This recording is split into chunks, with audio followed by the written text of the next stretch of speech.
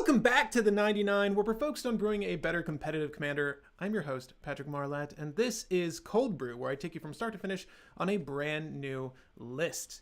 Now I'm going to check to make sure everyone is in, and I see there's a few folks filing in, just a couple minutes late. I might have thrown you off by sending you to a separate live chat, or rather live stream. I just set up or rearranged how I do the setup here digitally. And I wound up making a fresh live stream for a planned live stream, but you're on the right one. I hope you found your way here. I tried to delete the other one, so it shouldn't be problematic. But while I check to make sure that other live stream is gone, how's everyone doing? I hope you're enjoying the community tab over on YouTube now. I'm starting to launch a lot more polls. I think the polls are the more interesting option as opposed to just basic questions I could be throwing your way, but I could do that too. And if you have trouble with the polls, like this last one, casual or competitive, if you haven't seen the game show on the channel, if you ever wondered how it worked, it's all about the conversation. I understand it's a matter of opinion, a matter of perspective. Yes, they'll all vary. Can I say both? Can I say neither? No, pick one. It's not difficult. Kiki Jiki Mirror Breaker, casual. We can talk about that in a second. But guys, if you enjoy the live streams on the channel, the best way to support these is via the super chat. And if you enjoy these enough to subscribe to the channel, guess what? There's a little bit of notoriety for you. If you decide to do either, your name will pop up on the screen. Here, somewhere here, right here, right? If you subscribe. So thank you for subscribing while watching the live streams. Also, if you send a super, I'll read it off for you. If it has anything of relevance to do with the build itself, of course, I'll read it off. But let me go over to the page where the build is. Yeah, if you haven't seen the most recent poll, Kiki Jiki Mirror Breaker is coming back with Venter's art, the original Kiki from Kami. And my thought was like, well, how many lists actually run this? How many lists consider this a competitive card? And having slammed it in so many decks, I have to tell you, it's a pretty casual combo piece. The fact that, yes, you can pop him down at instant speed with like a quarter calling or some sort of setup, the wins that you generally can amount to or get with Kiki Jiki are going to only work at sorcery speed, right? Like the most famous of all Kiki combos, Zealous Conscripts and him. Yeah, you could do this off turn, right? But you're not going to win on combat off turn. Many of the lines of play revolving around Kiki that are narrowed down to cards rely on your combat step. And that's not very good. So, and also coupled with the fact that it's just very expensive to do, whether that be a Tooth and Nail or Defense of the Heart, it's not a very efficient combo. And don't even say Defense of the Heart. I don't take you seriously if you say Defense of the Heart. It's not a very good card, by the way. If I was still doing the overrated Magic series, it'd be the first card I'd trash. As a matter of fact, I probably will take it back to the overrated Magic card series. Oh my gosh. I'm going to make sure that everyone's here, see what everyone's up to. Krark, is it Epic Experiment build in the future? Are we talking about Sakashima? This has been done. Hello, Tommaso in Italy. Hi from New York. What would it take to get Pat to brew for blue? A lot of money. You buy me a time twister, and I'll brew for blue. Hello from Canada. I saw your correction. I assumed you meant Canada. Hi, Alex. Hi from New York. Krark Sokka would be really cool. So it's been done. I've actually faced a few Krark Sokkas. They're okay. How much do you value our boy Krark? He's okay. I mean, obviously enough to want to build a list around him. All right, so this brew. No list really centers around Tymna. She's generally there for colors and card draw, but I'll start with her. So one of our partners today is Tymna the Weaver. She's 3 mana value for a generic white and black. Legendary creature, human cleric. Guess what? At the beginning of your post-combat main phase, you may pay X life, and where X is the number of opponents that were dealt combat damage this turn, and you get to draw X cards. Okay, so we all know what this does. 2/2 body. She's really just there to put us in Mardu, right? Now, what's unique about Krark is that he functions in much the same way that Wart the Raid Mother does. But you get there that much quicker. So, Krark the Thumbless. It's really what this deck is going to be based around.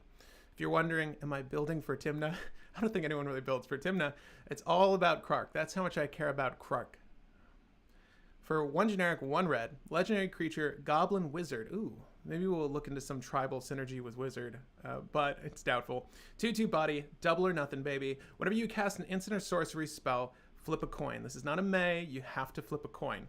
If you lose the flip, return that spell to its owner's hand. If you win the flip, copy that spell, and you may choose new targets for the copy. I've seen some cute things with Gitaxian Probe and Sakashima, and that's all fine and well. I like to see people storm that way. Really, really cool. There are better things to do. I think Krark has better things to do. Because when I see an effect like this, when I see a thing that says copy spell, I immediately think of, well, how can I just slam 2 things onto the battlefield and win the game? Speaking of 2-card combos, right? Kiki-Jiki. Hell, we can even slam Kiki-Jiki in here, but guess what? I've illustrated it twice now with my previous deck text. This might be the...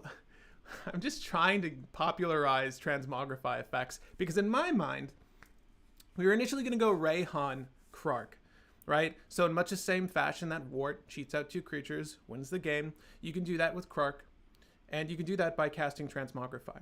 So if you have Krark and Tymna, and this does not mean this is the route we go. It's just my initial intention for this. I think it's the best route. But basically, if I cast Transmogrify and I target Krark and I can make a copy and I can target Tymna, well, I can just pull out any 2-card combo that exists in Mardu. So again, we could do Kiki-Jiki, Zealous Conscripts, whatever, right? You need a list dedicated to doing that. So when we're contemplating which 2-card combos we're going to go for, obviously they're going to be creatures, provided we're using Transmogrify because it only hits creatures. But we also need to consider the fact that if this combo card winds up in our hand, how valuable is it to the list? What does it do for us? So, we have that. Kiki with anything, really. You have Machias and Triskelion, right? Machias is pretty decent. Machias does not help our friend Tymna over here, but Machias does have Undying. Or rather provides Undying to other creatures. So that could be kind of unique, and obviously Triskelion with that is an infinite damage combo. Now that is better than Kiki-Jiki, because if I do that off turn, I can win the game off turn, right? So that Machias, competitive. Kiki-Jiki, not so much in my mind. So other than that, we can also go, I don't know, Razaketh. We can go Razaketh, Lean and Relic Warder, right? Sack the Lean and Relic Warder, get an Animate dead. Now see, that is going to have to operate at sorcery speed unless we get Necromancy, and then we can grab whatever we want from our list. If you don't know how Lean and Relic Warder and Razaketh play with each other, well, you can do that. You can do Razaketh, Boneweaver Giant. The number of 2-card combos that exist in Mardu are pretty high. Like, we're going to have plenty of options to make our dreams come true here. So the real question is, which route is best? And of the ones I just spurted out right there, I genuinely think it would probably be Machias and Triskelion. Although, having said Boneweaver Giant and Razaketh, that really makes me want to do that. So maybe we go that route. Let's see here. Love this channel. Nice to see a fun, strong play group. You guys are super funny and great. Thank you. Thank you. I think the crew can be funny sometimes. We're going to go ahead and look over the list, starting with the lands. Now, obviously, I like to start here. I like to end here with all these live streams. If you've never seen a cold brew live, well, we always talk about our lands first. But you might have noticed I snuck in Krark's Thumb. So if there was ever a list that was going to use this card, it's this list. So what's cool is if we go for like an Underworld Breach Storm kind of thing, if you have Krark's Thumb, I mean, you could purposefully flub your flip. Let's just say that there's a valid target on the stack for my deflecting swat, and I flub the deflecting swat. Well, Krark says I put it back in my hand. Oh, I have Krark out. I can do this infinitely, right? Deflecting swat is free. I cast it again. I'm going to keep casting it until I succeed, and I get 2 copies of it. Probably unnecessary. However, if you've got like an Ether Flux Reservoir, anything that is reliant on you casting a spell, you could flip 2 coins and keep the one that failed. Flip 2 coins, keep the one that failed. Again, it doesn't need to be Deflecting Swat. It could be, in these colors, your Deadly Rollick. It could be any spell that you can cast without paying its mana cost. That is not consistent enough for CEDH and I try to brew lists that are competitive to a certain extent, right? So that's just a little fun thought to keep in your back pocket pending the list you're constructing. I do think that if you build a deck and you have it aimed towards a particular strategy, the first thing you need to ask yourself if you're trying to play competitively is, are there lists that do this same thing better, right? Are there lists that do this thing more efficiently? And if there are, you should probably just stick with those lists or stick with those legendary pairings or that particular legendary. So I don't think that Krark is going to be, the epitome of what an Underworld Breach deck can do because of his ability, right? This can really, really muck you up. Again, it's not a May. You have to do the thing. So I think relying on a mid-range list that is just trying to, one, put down stacks pieces, slow the game down. It has a lot of ramp, and then all the transmogrify effects. Specifically, not Luca, Copper Code, Outcast, but specifically transmogrify, Reality Scramble, Divergent Transformation. Divergent here is a little overkill, but it's fine. So basically, we're relying on having Krark and Tymna down quickly. So we want to do that, get the ball rolling on some stacks pieces, and then get going on plan A, which is just transmogrifying those creatures out. Now, obviously, we can run, with infinite mana, you can do a lot. So, we can even run like Goblin Engineer and Auriok Salvagers is like another 2-card combo. Get the LED back from our graveyard, and maybe set up a cool loop that way. What's important to think about when we're constructing this is, can we win with Krark on the battlefield reliably? It's going to be difficult if we're relying on instants and sorceries. So if Krark's on the battlefield and we're trying to win, can we win with permanents instead and activated abilities or triggered abilities? So those are the combos I might favor. As a matter of fact, Auriok Salvager is not bad by itself. I know it's generally looked at as a combo piece, but maybe there is an Underworld Breach line of play in this list. Don't really know, but we'll find out. The land base here is really nothing special. As a matter of fact, there's really nothing of note to talk about. You notice I've set this up to where we are in a Tainted Pact mana base, right? We have just one copy of each land. This could change if we decide to use things like Blood Moon, right? We did say we want to go Stacksy here. I'm thinking more along the lines of artifact stacks, just things that are easier to cheat out, that don't rely on colored pips. Savai Triumph. It's the slowest land in this list because it comes into play tapped, but we are going to use it off turn. Just give ourselves the colors we need. We're in Mardu. All right. Okay. Let's see here. Oh, wow. More people. Krark, De Pietro, Brain Freeze is a fun list. Is it? I love this channel. Thank you. What do you mean sometimes? Oh boy. Anything of relevance here? Time for intervention. You've had too many brews with Transmogrify. I don't think so. All right. I see Ernesto's watching. Welcome, Ernesto. So let's go ahead and start with some of the obvious things. I just want to see if there's a without paying spell that I don't know about, right? Now, the obvious ones here, I've already listed them off, but like a Deadly Rollick, a Deflecting Swat are probably going to be the main things we incorporate. We can even narrow this down just a little bit more, right? Because instant sorcery, right? Now, in case you're wondering, there are a couple of Jeska Tymna lists out there that do rely on the Auriok Salvager loop. And in that list, it's a little bit smarter with that combo because you have an outlet in the command zone. Let's see here. So, oh, you know what's really good in this list? Finale of Promise. Okay, so so this does read cast. If you've never bothered reading the text, the tome that is Finale of Promise, X double red sorcery. You may cast up to one target instant card and or one target sorcery card from your graveyard, each with converted mana cost of X or less without paying their mana cost. If a card cast this way would be put in your graveyard, exile instead. Okay, if X is 10 or more, you create copies of those cards.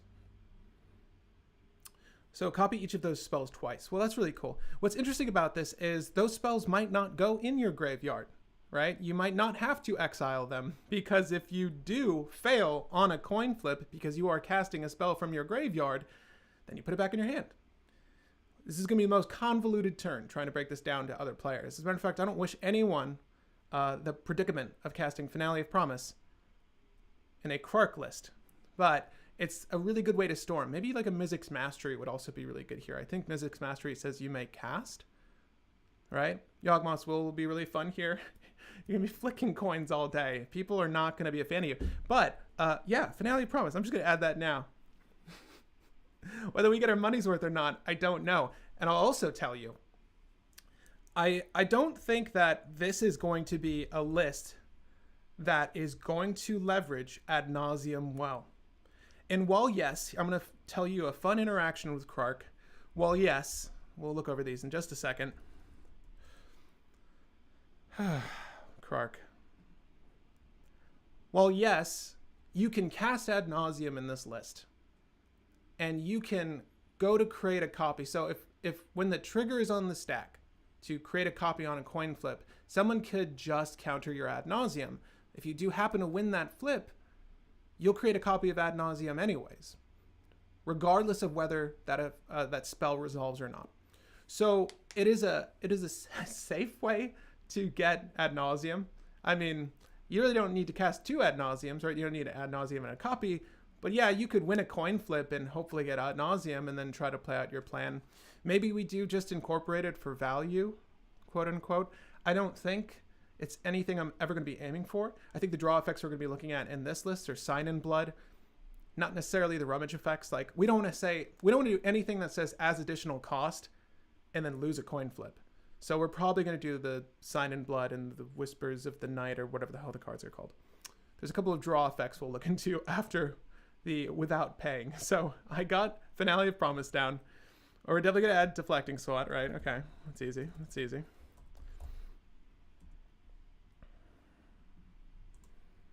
Let's see here. And let's go ahead. Mogg Salvage. There's a nice little free spell for you. We all know this one, right? So if you control a mountain, your opponent controls... Well, man, we might not control a mountain. We'll see. But yeah, if you control a mountain, one of your opponents, at least one of them, has an island. It could be a dual land.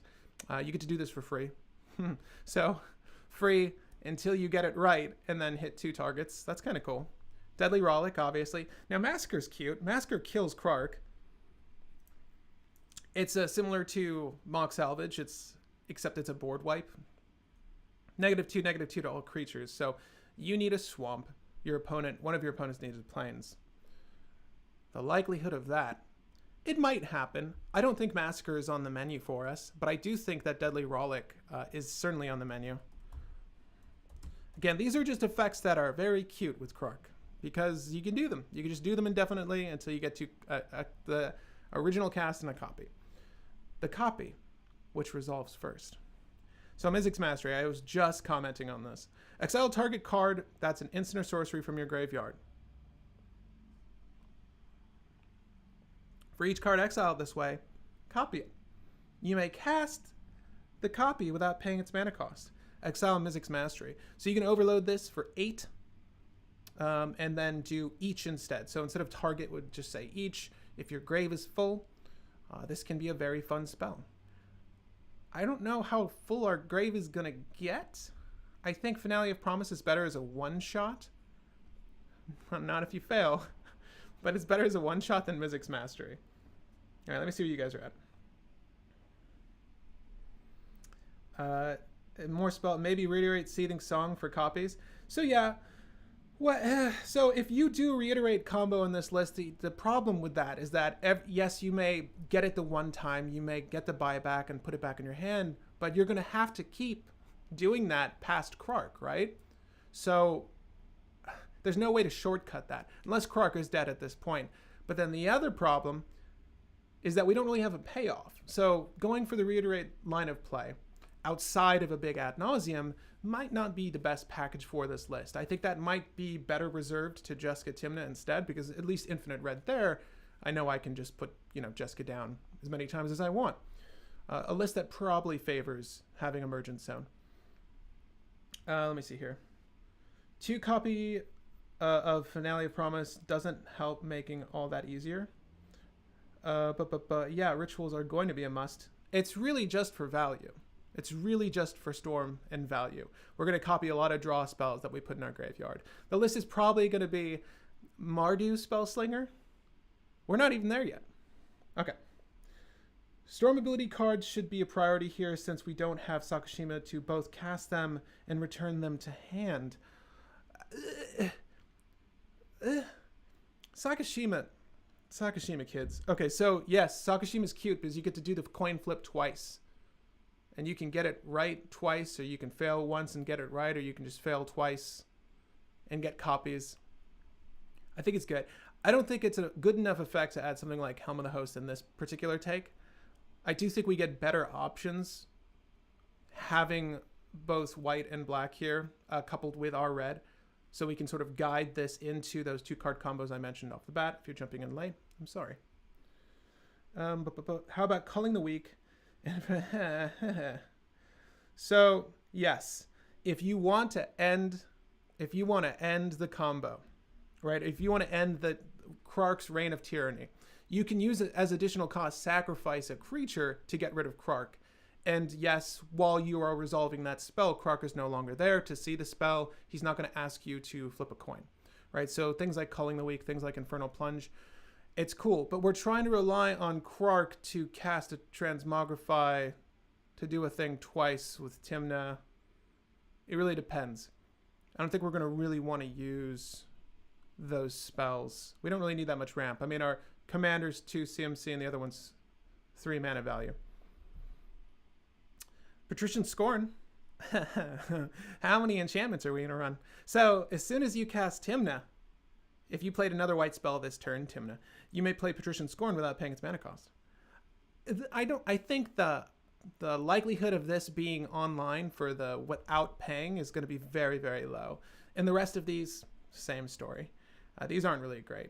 If you've never read, go ahead and look up without paying. You can research these ones yourself if you'd like. These are just okay. Electro Dominance is kind of cute, but we're not going to rely on that either. Okay, so the next thing I want to look up are draw cards. Draw, instant, and sorcery. We're going to look up every single draw, instant, and sorcery, even if we've seen them before, because I want to see if there's something I haven't seen. I don't keep up with every set in regards to low CMC draw spells, but I do like Acrobatic Maneuver just as a card. Only because, I mean, it's a good means of protection, but you also, if you've never done this before, you can use Acrobatic Maneuver with Dualcaster Mage, right? Create a copy of Acrobatic Maneuver, exile Dualcaster Mage, return it to the battlefield, almost like Ghostly Flicker, Naramea, right? You've seen that on the channel before. You can draw through the list. Obviously, you need a different target, but if you've drawn your deck, you should make a new target for yourself. So it's really not the end of the world, but I'm not saying we go that route. I just haven't looked at Acrobatic Maneuver in a long time. Let's see here. Switch to CMC. Dualcaster would be cool, but then it kind of kills our Transmogrify line. Again, who says we go that route? There really aren't that many creatures I want to slam into this list, though, if I'm being honest with you. Really, the only ones would be a handful of Hate Bears. Drannith Magistrate's really the big one in my mind. Dockside Extortionist is really nice for ramp. But no. Transmogrify, my friends. I should have put that in the title. We're going the Transmogrify route. Sacrifice a creature or land? Is this as additional? No, this is on resolution. Huh. Not going to use Dredge. Faithless Looting, though. This is a good way to fill the grave. Right? Okay. Faithless Looting twice is something I favor. Oh, I wanted to stop by and say I just found your channel a couple days ago and love it. Keep up the good work. In response, EDH, thank you. If you do something in the world of Magic, go ahead and check that channel out, gang. Maybe including Helm of the Host if we can make a hidden Godo. Hidden Godo list with Transmogrify. So you can, okay, wait for it. So there are creatures that allow you to attach things, I think on ETB, but like attach them to themselves. But the thing is, if you're going to do that route, if you want to do the hidden Godo route, then why not just do Kiki Jiki something else, right? Godo is the best list at doing Godo. Let's get that straight. There's a bunch of shell lists that incorporate Godo. I think they're fine. But with how aggressively you can mulligan a successful hand with Godo, Godo is usually best at doing Godo. So if we just put Godo in the list, yes, it's a good excuse to use Helm of the Host. And of course, Helm of the Host coupled with Krark is really cool. You get to do the Sakashima thing. I don't think it's necessary. We do get cards, though, in white that let us auto-equip these things. And there might be a light Voltron package here. I don't know yet. We might use some equipment that lets us draw. I mean, we have Tymna already, so it's likely unnecessary. But if we're laying down that much stacks or that much hate, it'd be nice to refresh our hand. With Godo, though, yeah, we could maybe incorporate that. Because obviously Helm of the Host is fine in the list on its own. I don't think it's great for the list, but it's fine. But again, you might as well just do the Kiki Jiki thing. Right, that is more efficient without adding extra cards, right? It would just be Kiki Jiki and literally anything that untaps Kiki Jiki, Village Bellringer, you name it. You can do that and win on combat that way too. Oh. Yeah, I guess you can go on an adventure and copy it, right? Yeah, we're not going to spend 3 for Profane Insight, but you could. Creature gains haste. No, don't really need that. These one-off cantrips are kind of cool. I don't think we're necessarily going to be relying on those. I want to keep our draw effects to CMC and under, ideally. And or if there's one that lets you convoke or, I don't know, reduce the cost in some meaningful way, that'd be great. It sucks because I do want to incorporate our draw effects that make you discard, but it's too much of a gamble. The fact that Krark might say, put it back in your hand instead. Don't want to do that. One damage target. I always wish Needle Drop was better because I would be somewhat enticed. If my interaction on your turn was just trying to, casting this twice and then, succeeding on one go and getting to draw 2 cards and doing 2 damage to 2 things, or 2 damage to 1 thing, 1 damage to 2 things, that'd be kind of cool, but nope. Can't be countered. Overmaster. The next instant or sorcery spell this turn can't be countered. You can make it double uncounterable and draw 2 cards. Becomes white. These are never good. Target creature can't block this turn. See, now that's kind of useful. That's kind of useful if you need to get in with Tymna. Is there going to be any Dualcaster Mage combo? Tony, no. Tony, no. You gotta come right at the start, man. I'm not even going to say what the combo is anymore. You had to come at the start. Renegade Tactics, though. I don't hate that. Don't really like it either. But I don't hate it. Remove from the game target permanent you own. Okay, not going to do that. Ryle deals with the 1 damage to target creature you control. That creature gains trample this turn. Wow. That would have been better if we went with Rayhan, right? At least you can, let Rayhan die, give Krark some counters. He would be a 3/3. If you didn't watch our last Cold Brew, I was discussing very briefly a thought of incorporating Rayhan and Krark and doing much the same thing that Ward would do, Eldritch Evolution, Court of Calling, Finale of Devastation. Here's 2 combo cards. Can you stop it? That sort of deal. Gains first strike and you draw a card. No. It's killing me. Killing me, Smalls. Until the end of turn, target player cannot cast... Ooh, Abeyance isn't horrible. You get to stop 2 people. You get to silence 2 people from doing things and draw 2 cards. That more than replaces itself. It's a little costly. The other thing I want to incorporate, or at least look up, whilst looking at our package of stacks, or stackage, is cost reducers. There's familiars I think we can look at. I'm not really sure we're going to incorporate any familiars, but we can probably add the medallions. We can add a few things to just reduce the cost of these things because we're not reliably going to get these to pop off all the time, right?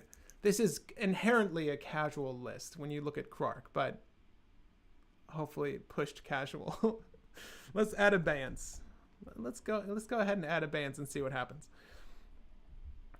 No accelerate. You need to be better. Again, because of Tymna, it's not like we need many of these, but I do want to look at just a handful of these spells because getting that one shot of draw is pretty good. Destroy an enchantment draw card. Is this the list where we get the foil Aura Blast? You know, I don't think there's rarely a moment where there's 2 enchantments, like in an early stage of the game to hit. But maybe. Gains Death Touch until the end of turn, and then you can draw a card. So that's not so bad. I don't think that's unplayable. So return target creature card from graveyard, draw a card. If it's a zombie, draw a card. Okay, I'm not gonna do that. Destroy a land. Well, taking someone off color in CDH is a viable strategy. How many basics is that person running? Again, when you do this and you create a copy of this, you're making the targets then and there. So, you know, you might not completely shut them off from that color, but that's kind of cool, right? That's not a bad way to muck up someone's game. Name a card until the next turn. The named card can't be played. Why isn't that instant speed? No, Alex, I don't think wheels at 3 are too much, but I never recommend wheels unless you're in a proactive list. The lists that best utilize wheels are the lists that are using those wheels. They can just slam them on the same turn, you know, on turn 1. Turn 1 or turn 2, those are the best time to use wheels. It's not really great to use it in mid-game. It's rarely great to use it mid-game. I've had a lot of games just given to me by people casting wheels mid-game, which is fine if you want, you know, your opponents to win. But I wouldn't recommend a wheel unless you know you can use it reliably as a form of disruption and obviously, you know, card draw for yourself in those early stages. So Rograk Tavesh, hell yeah. Like Wheel of Fortune, Wheel of Misfortune, those both make sense. They usually become discard fodder later in that list. I'm never going to give you 7 cards. I'm not going to refill your hands. And because this list is looking more like a stacks list, a mid-range list, I'm probably not going to do that. So where is something that, you know, what was that thing we were just reading where it's you make your creatures unblockable or creatures can't block, draw a card? That could be viable if just to get to the draw from Tymna and Krark. Discard your hand, then draw 2 cards? Nah, I can't do that. Permanents enter the battlefield, tap this turn. That's cute. I don't think that's valid, but it's cute. Fire Prophecy. So this is a cool way to tuck something from your hand. You know, this is not horrible. So if we resolve Fire Prophecy, we can deal 6 damage to a singular target, creature rather, and or divvy that damage up however we choose. That's really not bad. And obviously, you may bin a card. So in this instance, if you have one of those 2 transmogrify creatures in hand, one of those 2 combo cards, or you're just trying to cycle through something you don't want, you can put that at the bottom of your list. It's not bad. This isn't really draw. You're breaking even every time you do this. But that's not bad. I've always wanted Fire Prophecy to be good. Maybe it'll be good here. Fist of Flame. Draw a card. To the end of turn, target creature gain. Wow. Is this a blowout? Is this a blowout in Krark Tymna? Draw a card until the end of turn. Target creature gains trample and +1 for each card you've drawn this turn. Then you want to cast Wheel of Fortune, right? So it's not really good. Like the copy is going to give you draw 1 and then you get +1. And then the actual card is going to give you draw 1 and you're going to get +. So you're going to go up 3 damage with trample. By itself, Krark is looking like a 5/2. I don't know about that, but put any number of target creature cards from your graveyard on top of your library. Draw a card. Well, we know that that's not too valuable for this list. I'm just trying to get us towards the draw spells I know we're going to use. Each player will remove any number of cards in his or her graveyard from the game. Then each player loses 1 life for each card in his or her graveyard. That's really cool to do twice. Grave Consequences. Now, obviously, this is really good against your Breach list. If they have Breach down, they're likely just going to counter this. But I don't hate this. right? You can sort of punish people. And this is a list that's not going to care too much about its graveyard. Obviously, we've thrown in Finale of Promise already. That doesn't mean, you know, it's a dead card necessarily.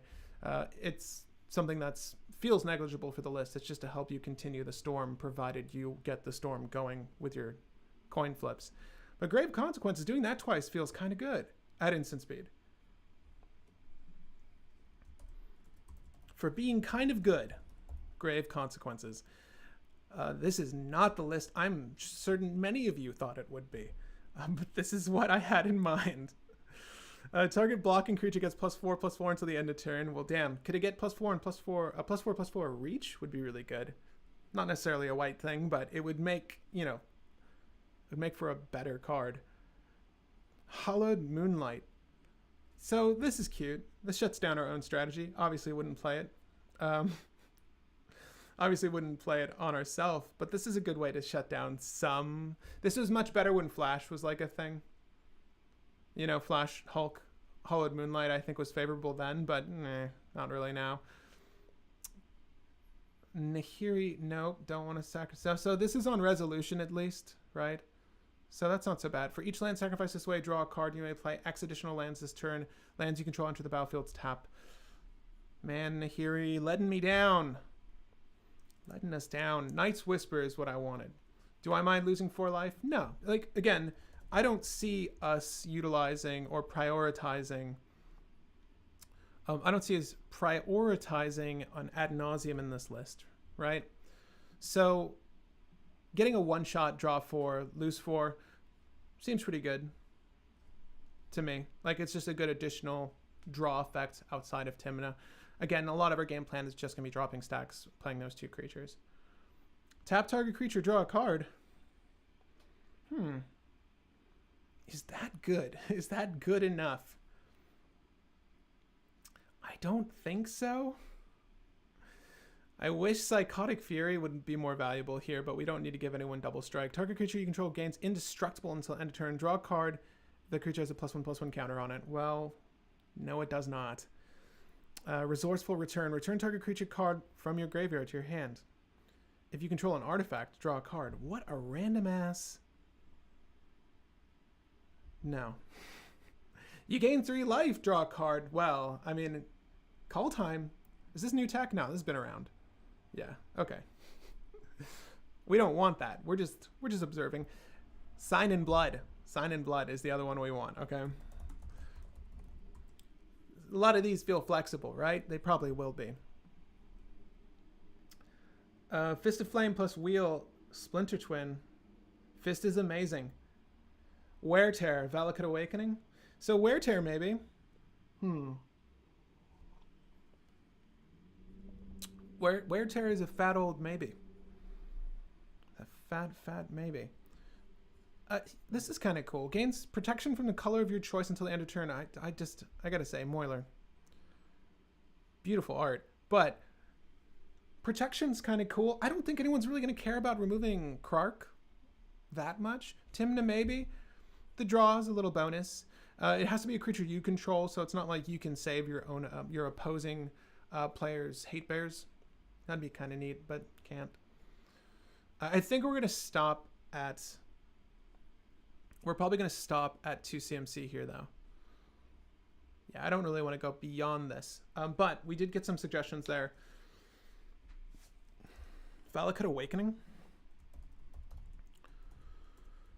Right, if you guys don't remember this, it's an MDFC. Yeah, so put any number of cards from your hand on the bottom of your library, then draw that many cards +1. So this is kind of interesting in the fact that you can cycle through quite a bit of cards, right? So let's just say that we do get the stacks package working the way we want. We do have Tymna down. We do have Krark down.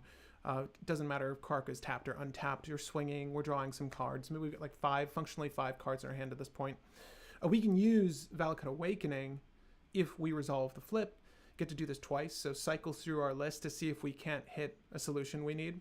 And in an ideal world, I want our combo to work at any time, right? So like Makai's Triskelion. Like if I can Divergent Transformation and or with Krark out, obviously just cast or Transmogrify, switch them both out for Mike and Shrike, then it doesn't really matter if we resolve this main phase 1 or main phase 2. You get the idea. You can win at any point. This is really neat because it's instant speed, I think. We'll throw Valakut Awakening in. And again, because I don't care about utilizing Adnaz in this list, maybe Necropotence if anything, right? It's hard to argue the value of Necropotence in a list. But unless you're trying to mainline a win that's utilizing Ad Nauseam very quickly, I don't see it as necessary. It feels more Storm-centric now. Like you want to just throw down a bunch of, fast mana, where we're trying to throw down a bunch of stacks. So why don't I go ahead, take a second, take you all back to a world of cost reduction. So for this, we're literally just going to put the words cost less and see what comes up. Last time we were doing the live stream, something happened. We were testing a polling bot, a cloud bot that let us get live responses from the audience. And it for some reason during the middle of the stream, it just cut out afterwards. If that happens, no worries. These segments are always 2 hours long. So we're going to be ending the stream at 4. So if it happens again, don't fret. Hang tight. I'll be with you. Okay? On that note, might as well say it now.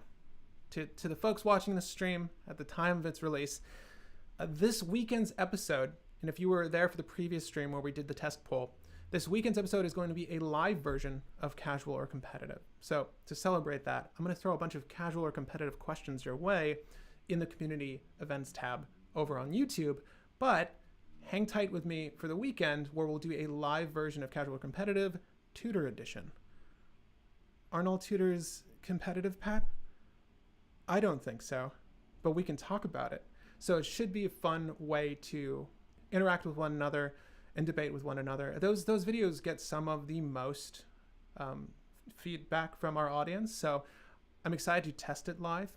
Obviously, I'll schedule this probably tomorrow for the channel, but hang tight for that. I'm very excited to do a casual or competitive live. And if you're watching this like months down the road, I'm sorry you had to listen to that little spiel. Okay. Are we just looking at cool cards that cantrip? Cool cards that cantrip. Is that all you thought we were doing there? Kind of, yeah. That was kind of what we're doing. Oh, you know what? Oh my gosh. Okay, because we're in black, I was thinking to myself, how cool would it be to run the 1 CMC, divest all the Inquisition and Kozilek's, all the shit that just makes people discard. The what's the other one that's Vicious Rumors? To just cast a Vicious Rumors and win a coin flip and say everyone discards 2 cards, everyone mills a card, your opponents rather.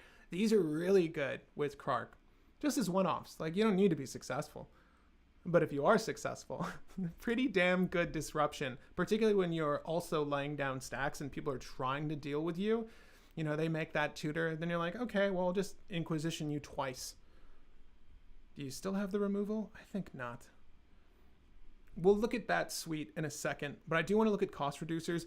Obviously, knowing which cost reducers are best for us is going to be hard without knowing all of the spells we'll be casting, but in an ideal world, we'll be able to hit the majority of ones that are relevant to our combo. So red is ideally the thing we're trying to cost reduce here. Not only because of the rituals in red, like most of them have a generic cost tacked onto them where the black equivalent does not. So we're not really worried about our black rituals, but our win spells are going to be red, right? The Reality Scramble, Transmogrify. We've already mentioned them. So cost reducers for red.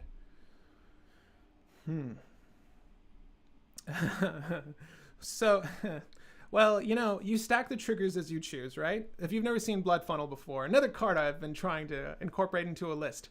For 1 generic, 1 black enchantment, non-creature spells you cast cost 2 less to play. Why doesn't anyone use this? Whenever you play a non-creature spell, counter that spell unless you sacrifice a creature. So you can get a copy. It's essentially, if you were to take it off the stack, the second effect here, the trigger will fizzle, right? So if you fail on the Krark flip, you put it back in your hand and, all's fair in love and war. However, if you succeed on the flip, you get to get the copy resolves, and then you still have the original that has this trigger on the stack, so it will get countered. But it's a really cool way to get, -2 mana value on the cost, pending, what that spell is. I don't think Blood Funnel and Adnaz, that seems good, because I just need the copy. I don't really need Blood Funnel to get me to, cost reduced ad nauseums. Who the hell needs 2 ad nauseums? If you don't win with the 1, I don't think we're using Blood Funnel, gang. Remember that one, though. Try to make it work. Let me know if you're able to make it work. 2 times him to Turok seems vicious. Does it not? And as someone just said, Bergy, in the comment section, do I think Bergy will be worth it? No. Did I not just say transmogrify? You've been here. You've been here since the start, Alex. I can't transmogrify. So the issue with transmogrify builds is anytime you suggest a creature, you got to think, is that creature hitting that creature better than hitting a combo card? Likely not. So we're going to rely on a shit ton of other permanents that aren't creatures, sadly. Bergy, though, probably really good in a different version of this list. As a matter of fact, I'll encourage you to test build another version of this list if you want to strip this one apart and or just make one from scratch. I think Bergy is probably a really good decision here. Just not for this version. So dual strike, copy spells, man, I really like that one too. These costs for this is what I'm talking about, like the medallions of the world. I don't think the medallions are going to be valid for us. Creature spells you cast cost 2 less to cast. This is really cool if we were relying on creatures. Heartless Summoning is really great. Also bear in mind that Heartless Summoning doesn't kill either Krark or Tymna, so if you do go that creature route, this is a really good card. -2 to cast, so like you can very easily put down like an Imperial Recruiter or there's a bunch of creatures that just have 2 generic in the cost. Heartless Summoning is great. I don't like Helm of Awakening for the discount on our opponent's stuff. Guys, it really might just come down to the medallion in red, the ruby medallion, right? Which is right there. And these are our familiars. So there is a familiar for Jund, right? This is the Thunderscape familiar. Green and blue spells. So we can actually run this if we wanted to, or not, because obviously this doesn't help us. It needs to have the colored pip for it not to be playable in our list. None of these cost reducers are great. Oh, so sad. Cloud Key is potential. My only qualm with Cloud Key is you have to pick the type, and we probably want both instants and sorceries. Okay, so we're off the cost less package. What I'm going to do right now is just save this out and look at our list while I look over your comments. I should just add... No! I should just add our... It just loves logging me out as I do the live stream. Like at no other time in my life. Oh God, did it remove? You bastards. You bastards. All right, fast track this. What did we add? Sign in Blood. Whispers. You son of a bitch. All right, I'm gonna have words. What is it? Whispers of the Night? Night's Whisper? Oh my God. It's Night's Whisper, isn't it? What was the ridiculous one we added? We added one that was really good. I'm gonna backtrack just a little bit there. That kills me. I don't think we added anything beyond draw though, right? We added Valakut Awakening. I like that one. We were looking at cool cantrips, right? Okay, so Fire Prophecy we added. I'm already going to sideline the Fire Prophecy. The cool one was Grave Consequences. Yes. Yes. Grave Consequences. It's a weird thing to yes. But we did it live. Okay. And there was one more that was white, right? There was a white one? Abeyance. Abeyance. This is why. I know some of you have like, can you save and continue really quick? We'll save and continue much sooner next time, I promise. Double blackmail in my head. Yeah, you could. So, Blood Funnel is great in Mishra, maybe. Chalice of the Void and Krark seems good, well, since you never get your spells countered. Yeah, technically not. I mean, the way you would stack the triggers is that you get to copy the thing, right? So Chalice of the Void's not so bad. We'll see. This is where we're at, though. There are other draw effects, but I think that this is probably fine. I like what we have here. Well, that kills me. I don't think there was a 1 CMC one we were using. No. Okay, so all that out of the way. While we're on the topic, because we were just talking about discard, so it would be player? No, because Vicious Rumors is specifically opponent's discard. So we'll put Vicious Rumors first.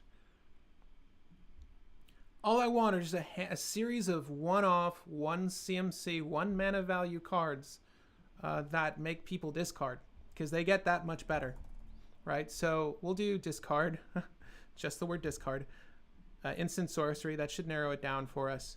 Obviously, we're going to see some other variety of effects for discard, but this is going to give us everything we want, and we can sort of weigh our bubbling mucks here. Not bubbling muck. What is that, Myers Toll? We can weigh all of our discard effects. So yes, blackmail. Blackmail is usable, is genuinely usable, right? In my mind, if I just get 2 of these, I could just see I'm getting 1 information from you, not as much as some of our other ones, but I'm also making you discard. Blackmail might get sidelined, but I just want to throw it in to begin with.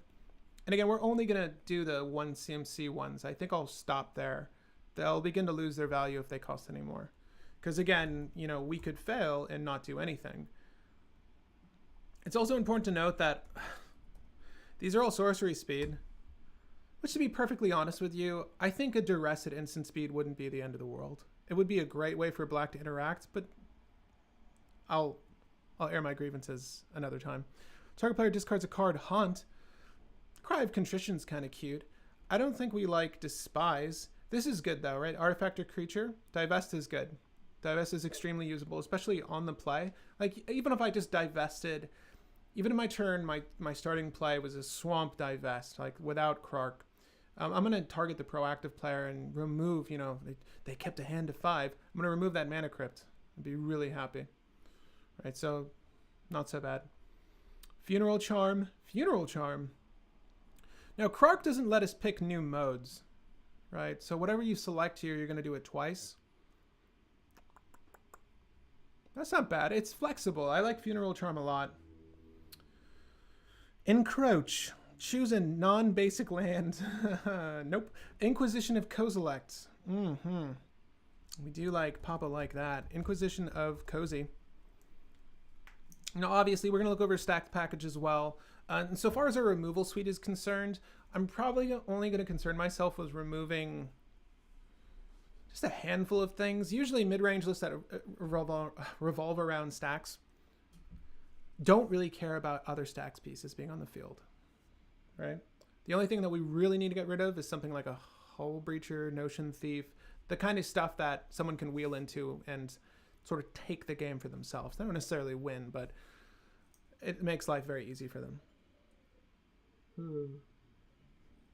We'll also talk about our tutor suite in a second. Man, you know, I said I would stop at 1 CMC, but Hymn to Turok is really good. Here's Myers Toll. It's based off the number of swamps you control. Nope. I can discard my hand twice with 1 with nothing. It's not bad. It's not bad. We can retrace Raven's Crime. Right? You may cast this from your graveyard discarding a land. That's not bad. This is repeatable, particularly if I don't need the land. Again, you can still fail. But if you were to retrace this and fail, shit goes in your hand, bruh. Excuse me. Yeah, Raven's Crime. We'll do that. We'll try that out. Funeral Charm for sure. Are we for sure on the Funeral Charm? I don't want to, like... We're going to probably have to remove some of these. I don't think we're going to go with all of these, but they are cool. Oh, God. Oh, no. No, no, no. No, no, no, no. Save. Save.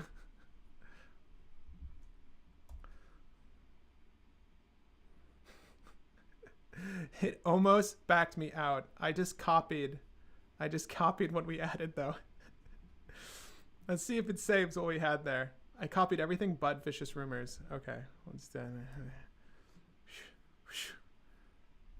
Did it save it? Yeah, it did.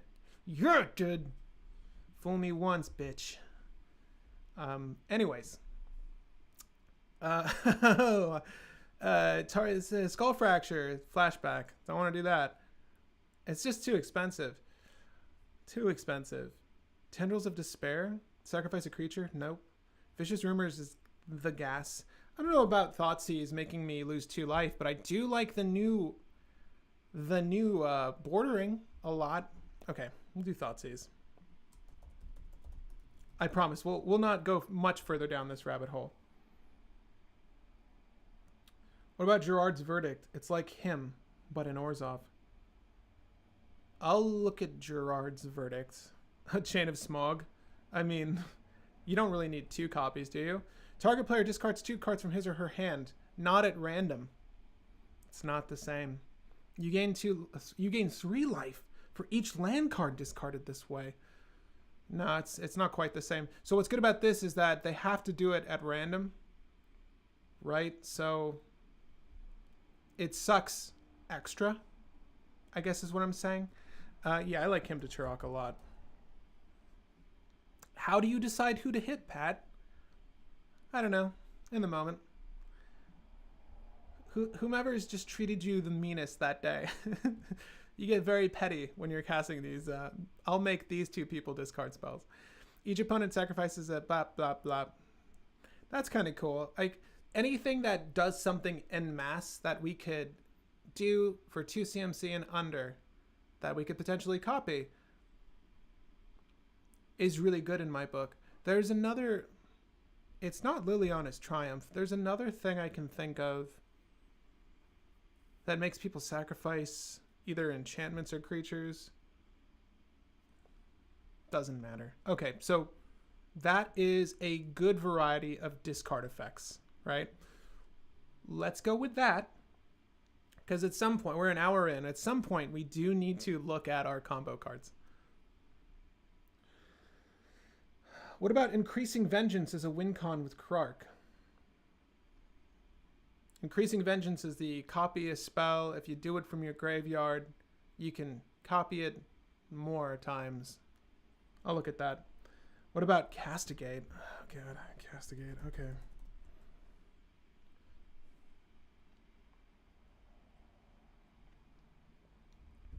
It's too much. It's too much. 2 CMC, I know it doesn't seem like much, but it's too much. Did you mean Mire and Misery? I was thinking about Mire and Misery. It's just, is it good enough? Because imagine doing this twice. Like, this is pretty solid twice. Like, I'm going to hit your Arbor Elf, and oh, lo and behold, I also hit your Sylvan Library. I'm going to hit your, whatever, your 1 creature, and then I'll hit your commander that you fast-tracked out. Feels pretty good. Like, even if the copy does someone dirty once, I'll feel pretty good. And you can get this out pretty, relatively early. This list is capable of putting Krark down on turn 1 very easily. Not as it is now, but it's not difficult to do that. So being able to cast effects like this would be pretty good in my opinion. We're going to look at a mana suite that revolves around rocks in a second. But I think what we're going to do is just add some tutors. What's cool is that our tutors, we tutor twice. So let's not get too carried away here. Like, Entomb twice. Do we need Entomb? Maybe. Yeah. We want a Demonic Tutor. We don't want Diabolic. It's rare to say. Wishclaw Talisman. We'll take that. Wishclaw Talisman. What other tutors? Enlightened Tutor we want. Right. Enlightened Tutor we're going to definitely want. Is there anything that Red is offering us outside of Gamble? I'm just thinking about Red. I don't think so. Throw this up really quick. After we get our tutor suite down, I'm just getting some fast mana down, and of course we can go ahead and take a look at our combo creatures and sort of decide on which combo creatures we want for this list. Again, it's just going to be 2 cards. Yeah, so we're gonna add Vampiric Tutor as well. Just trying to see if there's any like red ones I'm missing in these colors, like that might be valuable. I don't really think so. I'm pretty sure it's just Gamble, but it's been a while since I've looked in Mardu over tutors that aren't Gamble. Obviously Imperial Seal is gonna be in this list as well. We don't want to do Scheming Symmetry. What's weird is that if you copying these spells, some of these, the top deck ones are not good. You're going to try to do the tutor before, like an Imperial Tutor. You're probably going to do that before Krark hits. You don't want to just lose life for nothing. Steel Shaper's Gift, man. Helm of the Host. I'm going to sideboard Steel Shaper's Gift. Right? I don't know. We might add some equipment to this build. Like I said off the bat, maybe we go Voltron. By the way, new Secret Lair Voltron coming out. I kid. Please. Stop sweating. Yeah, that's probably... that's the one I was thinking about. That seemed cute earlier for the draw effects. No. I'm not going to do that. Oh, but the armory is really cute, if only for auras, right? So if we go for like an animate aura, it's actually really good. And since we have the Entomb, could be valid for us. I think we have most of our tutors down though. Not far off from Voltron's Secret Lair, yeah. I joked, but if they can get the licensing rights, why the hell not? I mean, we invited the term into the game, so I'm sure they're going to leverage it. Like, hey, don't our fans love Voltron? Oh, Bitter Ordeal. So Bitter Ordeal would be a really cool win con with, if we do Razaketh and like Leonin Relic Order, like I mentioned off the bat, obviously you could set up an infinite loop of death with Leonin Relic Order and an animate spell, right? And then you can grab your Bitter Ordeal, do the Bitter Ordeal. At this point, Krark would be off the battlefield because we would have our Transmogrifies. So I'm pretty sure I know all of the Transmogrifies, but reveal top library, put battlefield. I'm pretty sure that's as narrow as I can make it. So let's see if they pop up.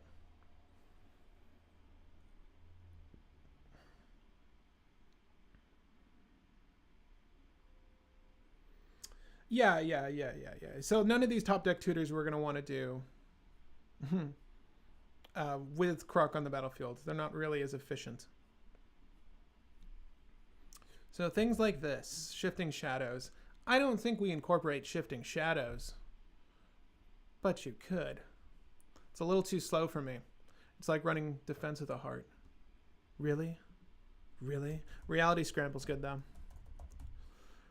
Reality Scramble's good, and Reality Scramble's going to go to the main board, babies. Definitely want that there.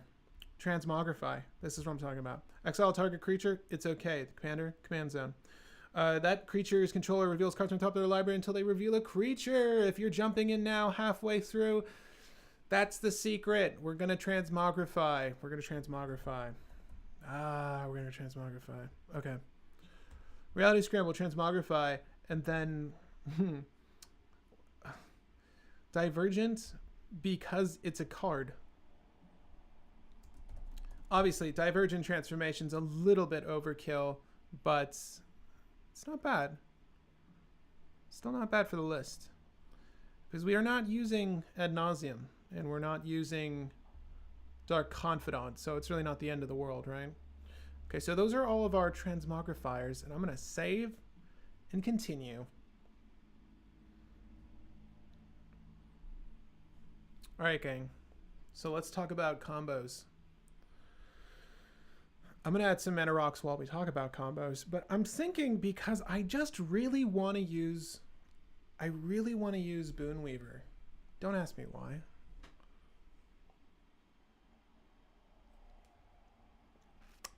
It's just not as good as Machias and Triskelion.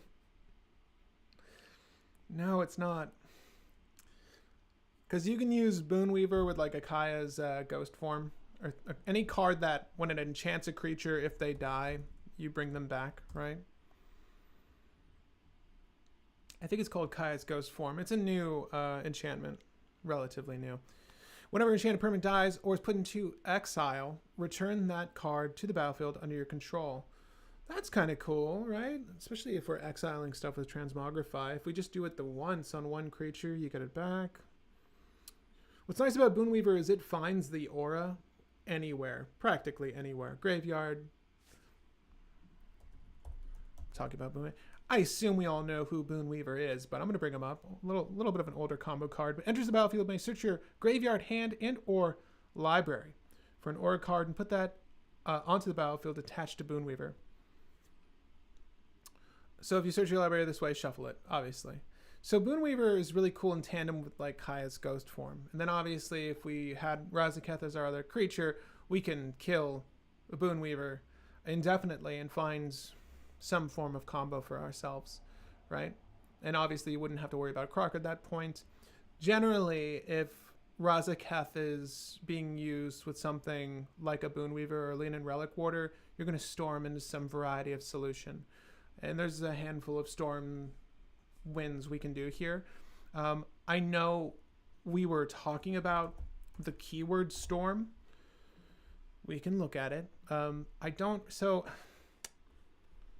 know if storm is like really crucial for this list. I know it seems weird, but I don't think, despite the titling of this video, we're going to storm in our own way. We're going to cast multiple copies of things. But it's just a means to an end. We're ultimately trying to conclude with a 2-card combo being a creature-based combo. Which is probably going to be... Maybe I throw an Emergent Zone. It's probably going to be Makai's Triskelion. I hate how that's sort of the de facto 2-card combo here, but I can't think of a better combo that wins at instant speed. That could win at any point of our turn or someone else's turn. Grape Shot. So Grape Shot's really the only valuable storm card I can think of. Obviously, what's nice about this is you just get the copies, right? So even if you fail, you can put it back in your hand. I get why people like these. If you're able to effectively Finale of Promise and like get a lot of mana, cast all your rituals, add your storm count, then failing Grape Shot's actually a really good thing. So Grape Shot for sure can go in. Grape Shot 2 words? Grape Shot's 1 word. Grape Shot is 1 word. Okay. Let's see here. Let us see here. It might rarely be the only one I want to use, if I'm being perfectly honest with you. I know there's Tendrils as well. Do we use Tendrils? Maybe we use Tendrils of Agony. Right? Yeah, I don't think... Like, creating goblins, that's really cool, I guess. Empty the warrens? Are we trying to empty those warrens? Return target creature card from your graveyard to your hands? That's not good enough. 1 down to target creature. Scattershot's really cool at killing some stuff. Man, Scattershot could be kind of cool destruction. Okay, let's just add Tendrils. Like, if we want to add any storm cards, if there's an inclination to just tempt these, this is a really good way to reduce everyone's life total. Even if it's not after like an infinite storm count, this isn't awful for dragging your opponents down from any sort of life as a resource strategy. So I don't hate it. I don't hate it, and I get why you would want to use it. That might be it though. Okay. We've added those. Let's add some artifact ramp, why don't we? Soul Ring feels pretty obvious. Feels like a good choice. Mana Vaults, yeah, maybe? No, sorry, Mana Crypt. Sure. Do we Mana Vault here? It really depends on what our stack suite looks like, right? If we put Mana Vault into this list, we're gonna do Mox Amber, I know that. Probably get away with a Mox Opal. I have that for now. Mox Diamond, Chrome Mox, Arcane Signet, Felwar Stone. What is the signet for? Is it the signet where you have to funnel? I forget. I want the talisman is what I want. Yeah. I'm not really a huge fan of signets if I'm being honest, but what's a talisman? Conviction? Talisman of Hold up. Not conviction. Indulgence. Okay. Talisman of Indulgence. Let's indulge in a little Rakdos, why don't we? Okay, so that's good in my book. Maybe we add Mana Vault. I think Mana Vault's really just going to be great at cheating out our 3 CMC stacks pieces, right? And again, we haven't really gotten to that suite yet, but we're just going to do Makai's Triskelion for now, right? Makai's the Unhallowed. Now, you might think to add something like a Walking Ballista as a backup. But Walking Ballista doesn't work without a sack outlet. We can talk about it if we are able to get the combo to work in-game. Yeah, Wing Shards. Not going to happen. I added Felwar Stone, right? Yeah, this is it for our mana suite. I really think that's it. It doesn't really look like a lot, does it? We need our rituals, though. Let's go to Rite of Flame. Turn 1 Krark. Right, so... There's a couple other, like... Let's look at this really quick. What is it called? Man, what is it called? Red is an enchantment. It's some sort of flask. It's not really great. Vessel of Volatility, it's like a piggy bank. Don't really need that, do we? Because a lot of our spells are going to be red. See, Vessel of Volatility is cool because 4 red translates to Reality Scramble, 4 red translates to Transmogrify. And you don't have to, like, win a coin flip to get the 4. It just happens. I like having permanents that provide the mana in this list. Let's just add Vessel of Volatility. We'll see what happens. Vessel of Volatility. Okay, so I've only added 1 ritual so far. We're also going to add Dark Ritual. 1 Cabal Ritual. We'll add Mizzix's Mastery. I know, not a ritual. Only because I was thinking about it earlier, and I think it's kind of cool with this list. Whether we keep it or not, I couldn't tell you with certainty. Cabal Ritual. Okay, back on track here. Let's do Jaska's Will. Seems like a good card. Seething Song. Seems like a good card. Desperate Ritual. And Pyretic Ritual. Right? Is that it for the black rituals? It's really just those 2 outside of Culling the Weak, which is kind of eh. All right, I'm going to read over some comments really quick. I feel like I've been ignoring you. I feel like I've been neglecting you.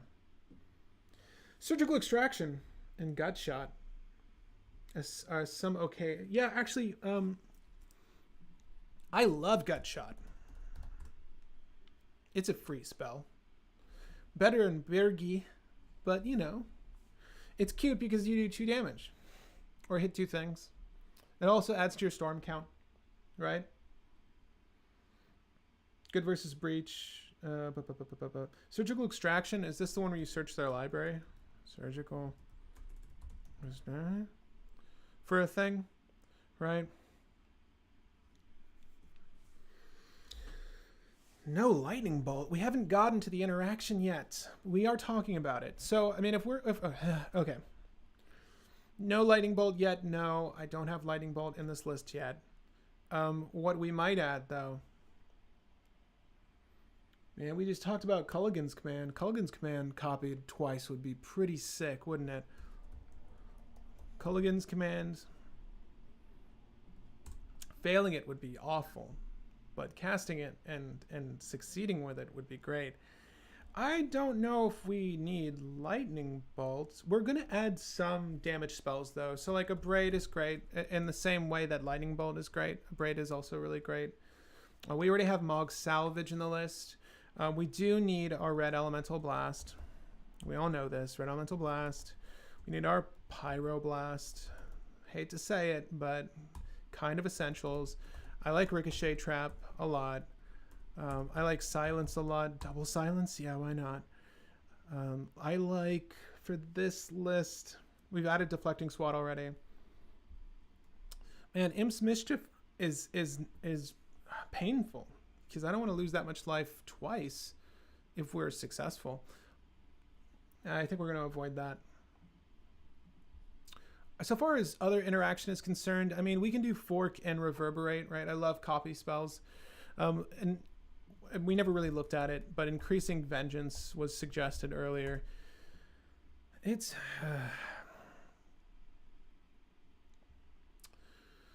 if a spell was cast from graveyard, copy the spell twice instead. You may choose new targets for the copy. So this isn't necessary unless I'm missing something integral here. Any of these copy effects. What I don't like about increasing Vengeance is it's a spell you control, so it's not as good as copying, say, like using Fork to copy a counter spell, right? You can interact with the stack a little bit better when you have, the advantage of your opponent's spells to use as well. Increasing Vengeance doesn't do that for us. It is nice though. Let's see what this list looks like. So many cards are in here. We really need some protection for this list. I think that incorporating more so than ever what is it called? Veilstone Amulets. Incorporating Veilstone Amulet might be a good idea for this list, just to make certain because it's like we don't have Veil of Summer, we don't have anything to really protect our combo on board. We could use something like Defense Grid, but I don't feel too happy about throwing down Defense Grid ever. We need something to protect our Makai's Triskelion line. Outside of just having reanimate spells, right? Outside of having, because if you do, mind you, with this list, if you have Krark out, you could also just go, Entomb twice, reanimate twice, and get Makai's and our friend Triskelion, right? So that's kind of cool. I don't think I've added reanimate yet. We may not even use all of the Transmogrify spells just because we can do exactly as I illustrated. We're not going to incorporate Buried Alive here because it's a tad unnecessary, but I do want to just add Animate Dead, Dance of the Dead, and maybe Necromancy as backup. This is predominantly going to be steal our opponent's stuff, but we can also have that there for us as well. And I did not add Reanimate yet. I did add Entomb.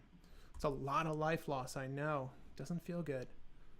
Do I want to add anything else while I'm over here? No. We'll add stacks in just a moment. We've gotten our interaction, our tutors, our rituals, our mana rocks. We've gotten a majority of the stuff down. Now we just need to find good, permanent ways to protect ourselves.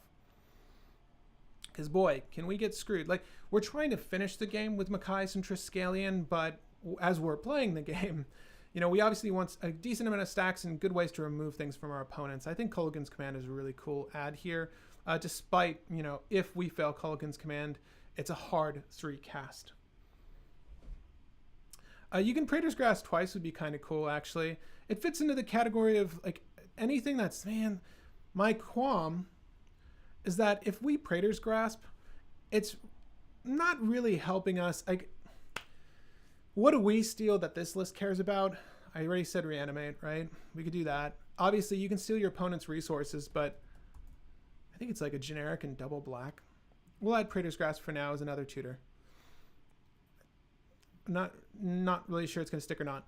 But while we're here, I already know what's in the list, what we've highlighted. I want to get us to the point where we're over 100 cards, and then we can sort of condense down. So let's go ahead and add our stacks pieces. Now we're not storming, so I know that things like Trinity Sphere are going to be fine. Things like Damping Sphere are going to be fine, and any tax is likely fine as well. Despite the taxes are really hard on us. Particularly because we're trying to storm at least with our rituals. So having the stack suite here is difficult. Like, as we were constructing this, I was thinking to myself, man, how do we incorporate meaningful stacks? Because, like, we can't use Grafdigger's Cage here. We can use Torpor Orb here, but I said meaningful stacks. Torpor Orb's okay. Torpor Orb. We don't care if our permanents come into play tapped, so something like Orb of Dreams is good. where Orb of Dreams might slow someone else down. If you don't know what this one is, it's 3 CMC. All permanents come into play tapped. It sounds bad, but is not awful. Trinity Sphere is tricky with this list. I think Damping Sphere makes sense for it. You know, we don't have Gaia's Cradle in our land base, so we're not too concerned about the fact that anything that taps for more than 1 mana is going to be reduced to just 1 generic. You know, we do have a mana base for Tainted Pact, right? That's something I harped on at the beginning. So we could add our own Tainted Pact as a form of... What's cool about Tainted Pact here is like the combo we just mentioned, right? Like if you Tainted Pact and you get a copy of it, you can go search for your Reanimate, search for your Entomb, whichever order they pop up, and get to going off with that. That's kind of cool. Triskelion is an activated ability. Yes, so Triskelion is safe. Deflecting Swat seems to not be in the list, maybe because of the early bug. Oh, is it not? Let me add Deflecting Swat. Yeah, you're right. Okay, cool. Thank you. Deflecting Swat. Oh, then we're also probably missing Mog Salvage, right? Which again, I wasn't really certain we were going to make, leverage the most out of that, but I'll just add Mog Salvage. And also add the Deadly Rollick, right? These are likely missing from the list right now, if you're following along. And what I'm going to do is in a second, I'll go ahead and leave a link to the list as well, so you guys can follow along and test it yourself. But let's continue down the stack suite. Trinity Sphere, man, Trinity Sphere really hurts us. But yes, we don't really care. Cursed Totem's not good. Yeah, as was mentioned, Triskelion's activated, so we kind of need that to be online. Whereas Torpor Orb's good because it shuts down, your Thassa's Oracle, it shuts down your Dockside Extortions. Those are really the big ones that come to mind for any of these lists. And mind you, we are in white, so we don't need to strictly look at our artifact base stacks pieces. We can also add things like Deafening Silence, right? Deafening Silence is good here. Not so much for us, but we only need 1 cast to win, technically, if it's Transmogrify, and we have Tymna out or we have Krark out. And we can also do Rule of Law. Like, we're not trying to go quickly, so any of these Rule of Law effects are pretty decent for us. Does this mean we incorporate something like Hall of Heliod's Generosity to get any of our enchantments back? I'm going to look over our enchantment suite in a second to see if that would be worthwhile. It might only be to get the animate spells back to just get our combo back. Now, we certainly can't use... I wouldn't want to use Rest in Peace. Like, if we get those exiled, we are relying on... Our plan B, if either Micaias or Triskelion get exiled, would be a Praetor's Grasp of someone else's solution. So, I mean, we could technically use something like Rest in Peace. I'm not too high on it, though.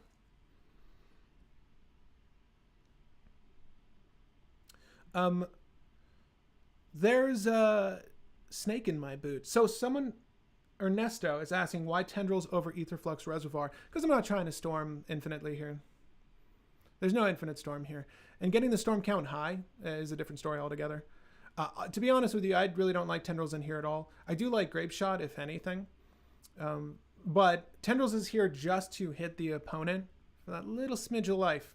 Because we don't really care if our initial cast resolves. We're just in it for the copies. As a matter of fact, in some instances, it might be better it comes to our hand. Aetherflux Reservoir is cute. I'm not really concerned about going an Underworld Breach line of play with either Stitcher Supplier or Grinding Station. That's really not in the stars for us. Mind you, it being a permanent-based combo does work for us. Like, it does work in our favor. We would have to avoid Stitcher Supplier if we're going to try to rely on Micaias and Triskelion. But if we wanted to do like Aetherflux Reservoir in much the same way I incorporated it in our Rograk and Tevesh list, if you haven't seen that deck, you can check it out. My only qualm is that if we have something like there's not enough stacks we're allowed to play if we decide to go for an actual storm list like that. So we're really hurting ourselves as a mid-range list by incorporating an Underworld Breach, Grinding Station, Aetherflux kind of loop. Aetherflux by itself is just okay. It's just okay. The life gain on the Tendrils of Agony is really negligible. It's really mostly about the damage to our opponents, like the incremental damage, because this might come down to just being an incremental damage list, and that's okay. was just talking about Underworld Breach. It's like, do we add Underworld Breach? Yeah, do we add Underworld Breach? Do we add Yawgmoth's Will? Kind of. Because, we can't really add Grafdigger's Cage because we need to cast our Transmogrify spells, which we will narrow down. I think what we'll wind up doing is remove Divergent Transformation. We'll probably just stick to Reality Scramble / Transmogrify at most. Also, what I want to do is maybe incorporate a suite of Planeswalkers, at least the 4CMC. What's the big dude? Nullrod. What is his name? Man, I can't remember his name right now. Y'all know what I'm talking about. Great creator, Karn. At least Karn. So let's go live edit here, just see what the deck looks like really quick. And I'm going to start removing things now. I think we might be under 100, but that's okay. Boonweaver, I believe you can get me through the night. Oh, Chalice. Chalice of the Void. Whenever it's a triggered ability, whenever you cast a spell. I'll look at Chalice of the Void. Here, we can have a conversation about Chalice of the Void. And I'm going to bring it up because I know for fact they browned the border. We're getting a brown border Chalice of the Void, babies. Okay. Whenever a player casts a spell with converted mana costs equal to the number of charge counters in Chalice of the Void, counter that spell. Almost in the same way our Blood Funnel discussion of earlier, right?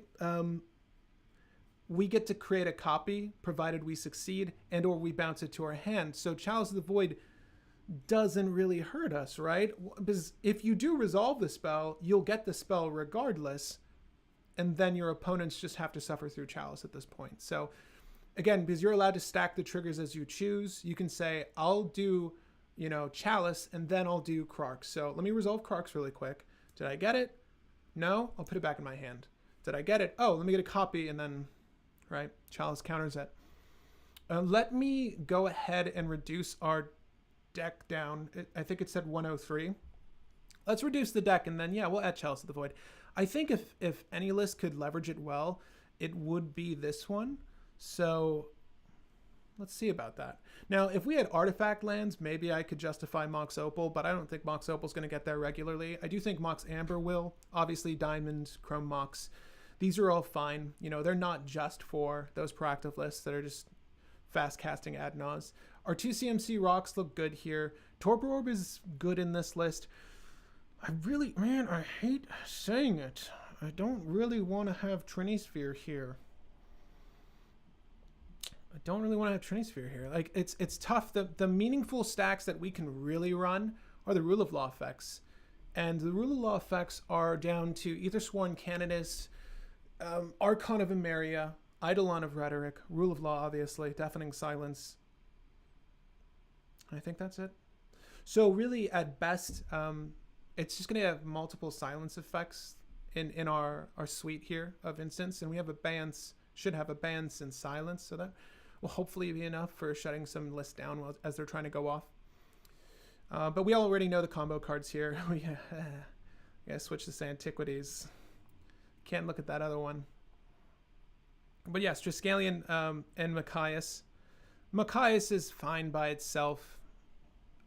It's okay. Like, both of these aren't great. They're solely there for the combo, but you get the idea. It's because of our sorcery spells, Transmogrify, Reality Scramble. So we were definitely under the 100 card count. Oh, no, we're not. I want to get Chalice of the Void in here. I'm with you on that. As a matter of fact, no, we can't. No, never mind. There's a couple of cards that say, like, the first spell each turn is countered, or there's other non-blue permanents we can use that counter things, but they're not worth running in here. Karn, yes, I want to add Karn here. Value Breach is always nice. Yeah, that's why it's in here. So, Eris, the only reason Rule of Law effects are valid for this list is that we only need the one cast to win. So yes, if someone does have a solution for us, they have a solution for us. And we're just going to have to be okay with that. The only thing is, if we succeed, we at least get one of said effect. So if I get Transmagrify off, I'll get a copy of it. If I get Reality Scramble off, I get a copy of it. So we're going to hit something from our list. At best, it would be Triskelion, because at least we know we can use him to handle some of the board. Obviously, it needs counters to kill itself ultimately, so we can't do too much with Triskelion before getting Machias out. But no matter what, we're going to get a copy, right? Unless it's like a Flusterstorm. They're not going to be able to, well, not even then. They need to wait till I succeed, and then they're going to choose to Flusterstorm a copy, and you get what I'm saying. It's convoluted, it's messed up. I should likely get the copy of either of those two spells to resolve. So it's not like I'm not doing the thing. It's just a matter of pivoting back from that. And there's not really a great way to... Because Machias says Undying, that means creatures need to die. And unfortunately, Transmogrify is Exile, and I'm pretty sure Reality Scramble puts it at the bottom of your library. So, we're not letting them die. It would be really cool if it said Destroy, because then we could destroy if we hit, if we had Tymna down, she doesn't have Undying, she wouldn't get Undying.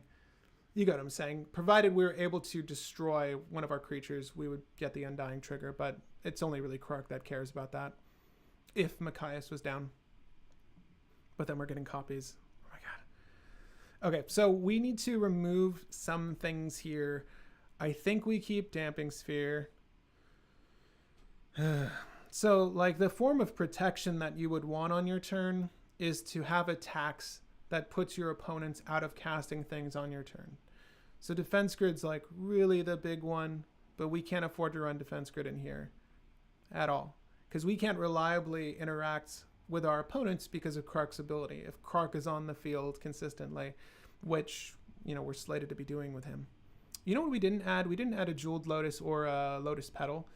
I think Lotus Petal, there's space for. Jeweled Lotus is maybe a little bit overkill, but it's still fine if we need to recast one of our commanders. Tymna's likely to get whacked, so that's not so bad. Maybe we throw those back in. We don't always need all of the animate spells, so what I'm going to do is just remove at least Dance of the Dead. Let's pretend that Necromancy's instant speed, its ability to be played at flash, is relevant to us.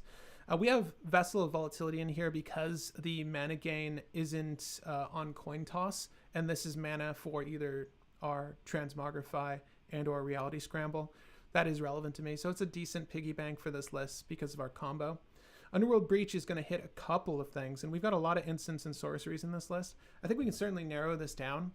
Our land base is still fine for what we have here. I did mention Hall of Heliod's Generosity, which lets us recover an enchantment, but there's only 6 to recover, and none all too valuable enough to actually run that card.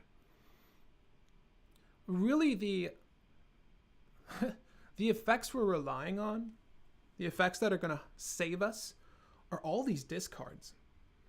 I think that what we set the value... I think we set the value of Chalice to 2 if we do run Chalice of the Void. So I'm just trying to get that in here. Coffee break. Yawgmoth's Will is weird. What's cool, though, is when you fail, it goes back to your hand. I kind of dig that. Mizzix's Mastery also feels weird. It's just a tad too expensive to be on a coin flip. The only ones that I really want to be on a coin flip, if I'm being honest with you, are these 2 spells. 3 and under, I think, for everything else, because we can't afford, because this is free, yes. Because this is reliably going to be 1, yes. But anything that's 4 or more and we're relying on a coin flip just sucks. Obviously, we'll suffer it for these 2 because it's game winning if we resolve them and we can do them very quickly. Otherwise, I'm not going to consider them. How do we get around the limitation of having no thumbs? How will Krark open a beer? How will he enjoy Brew Wars? I mean, he's going to rely on his friends. I think that's what Krark has to do. Krark just needs to rely on his buddies to get his beers for him. These are the tough questions, though, that we answer on Cold Brew. Thank you for swinging by and asking, Richard. Cupping his hands like the poor, thumbless. Yeah, that's likely it. Imagine Vulcan Baga's art as Krark, but just like thumbless hand holding a reality scramble. All right, so we've got a lot of space here. We've added Tainted Pack. I think Tainted Pack made it into the list. So let's go ahead and add our last few cards here. And then we can go ahead and test this out and make some revisions as we go. We got a little bit of time. Somebody said Pentad Prism. I wasn't listening to them. Is that how you spell that?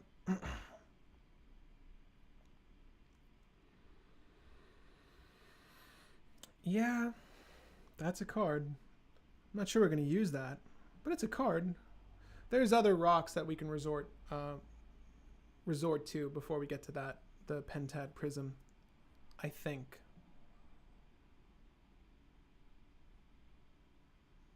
Played the dumb coin deck the other week. Oh. I think he would use a straw. I see so many good solutions coming from the audience. Chalice of the Void. I like Chalice of the Void here. That is meaningful stacks. Thank you. Would Tanglewire be meaningful stacks? Tanglewire could be meaningful stacks. Not meaningful enough. I think Static Orb wouldn't be awful. Untap 2 things. Now, because we're relying on Tymna and Krark to essentially draw things for us, not untapping our lands would be kind of shitty. I don't think we add Static Orb, though. We will add Lotus Petal. And okay, let's see here. We're down to one more ad, and oddly enough, I usually have the opposite problem with these lists. I'm not really sure what to add as a last card that will have a meaningful stacksy impact on the board. We have so much mass discard. You know what I realized? I don't know if I have a coin. Wait a minute. I got a coin right here. Okay, when we test the deck, I'll be flipping this coin. This could be chaotic. Who knows where it'll land?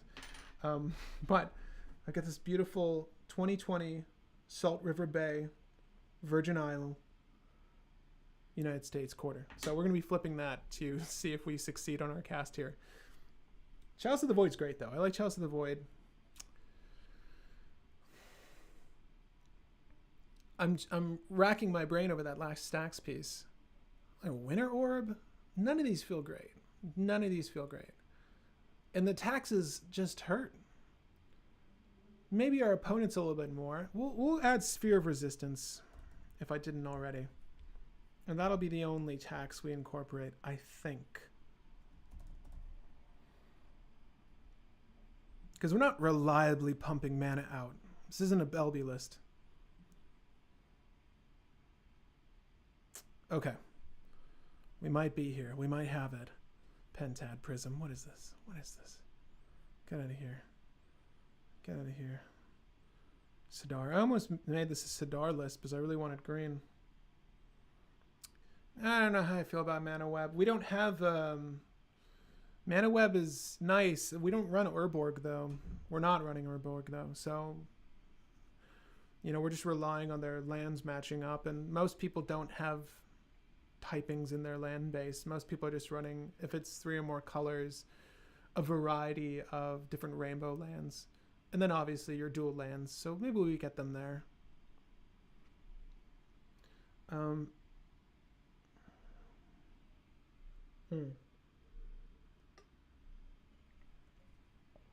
Taxes are a non-bow with Chalice, if I'm not mistaken. Well, we're not always going to have Chalice down. And you might be mistaken. Let's play test this, though. I like Sphere of Resistance here. I think Sphere of Resistance is a nice stacks piece to incorporate. Now, do we keep this hand? We've got a Talisman of Indulgence, Damping Sphere, just as well, get a little bit of ramp. Obviously, this is a turn 2 Krark, which is not as quickly as we wanted to put him out, but the red mana is not great for putting Tymna down. So let's go ahead and look for another hand. Not a horrible hand, a slow hand that doesn't really do anything on turn 1. Now this is interesting. I don't really hate this hand. Like, we're ramping out, but, you know, to what avail? We don't have red in our land base, unfortunately, so this would be another other than Shatter Skull Smashing. But when I look at this, I'm like, well, I want to do Krark, and I want to double the Dark Rid, and I want to pump that Shatter Skull and ruin their board. Obviously, Grave Consequences isn't really that great right now. It's much more of a mid-range thing if we're trying to get the additive value of making players lose life. To include ourselves, mind you. We're not keeping this hand.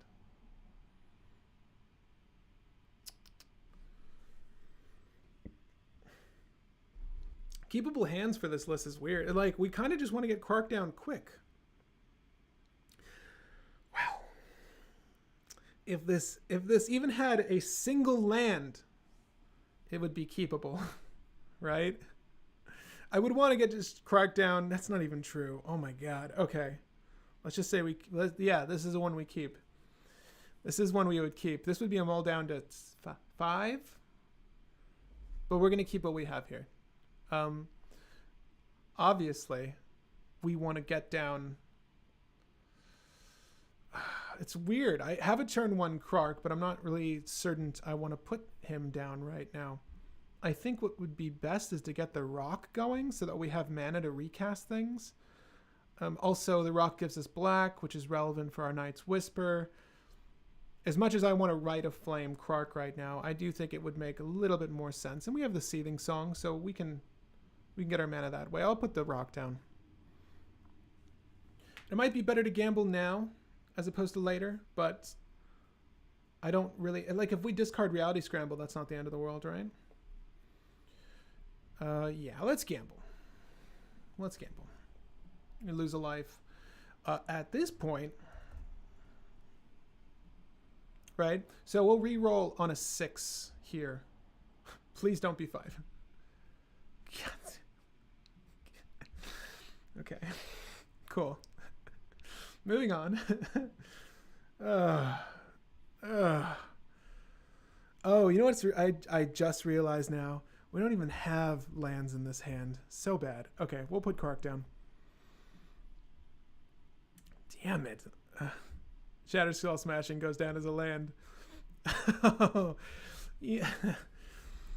It's so funny. For some reason, I just registered that. I mean, I saw the Reality Scramble, but there's no great way to get Tymna down. This is getting very slow. What does this hand want to do at this point? So, obviously, we can't do the scramble trick unless we have Tymna down. Maybe we Tymna and then attack, right? So, we get our white from the Foundry, we get a red here, and we'll get black from there. We'll attack, we'll draw a card. Usually a valid attacker on turn 3. Okay. There's our Vessel of Volatility. That's nice. Vessel of Volatility might be better suited as a land. You know, we have 31 lands, I want to say, with Shatter Skull Smashing and Valakut Awakening if it's in the list. So it's interesting to me that usually in that region of 30 to 33 lands is enough. And 33 is even pushing it, in my opinion, for CDH with all the fast mana and rituals and such you have, but we're not getting there. So turn 4, we have the mana. So we want a means of protection as well. So what we'll do, I think the Mana Crypt would have been great. Let's just start there, but we did gamble. I think we go Seething Song and then tempt a Reality Scramble, right? That is the safest route to go. It's not like we have anything on the field.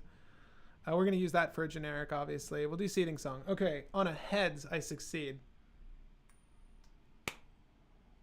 Oh. Okay, we get Seething Song twice.